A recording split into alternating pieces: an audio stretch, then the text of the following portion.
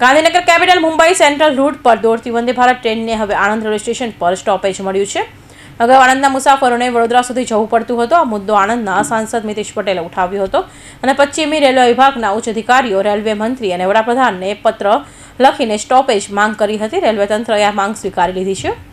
આજે Anand railway station Vande Bharat ટ્રેનના પ્રથમ સ્ટોપેજ પર સાંસદ મિતેશ પટેલ સ્વાગત કર્યું છે. તેમણે ટ્રેનની લીલી ઝંડી બતાવી પ્રસ્થાન કરાવ્યું હતું. સાંસદ કાર્યકરો સાથે ટ્રેનમાં મુસાફરી કરી અને મુસાફરો સાથે સંવાદ પણ કર્યો હતો. નવા સ્ટોપેજની આણંદના મુસાફરોને રાહત મળી છે. હવે તેમને વડોદરા કે અમદાવાદ સુધી જવાની જરૂર નથી પડતી. આ નિર્ણયથી પ્રવાસીઓમાં ખુશીનો માહોલ જોવા મળ્યો છે. અમદાવાદ, વડોદરા અને સુરત બાદ આણંદ ચોથું સ્ટેશન હશે જ્યાં વંદે ભારત ટ્રેન ઊભી રહેશે.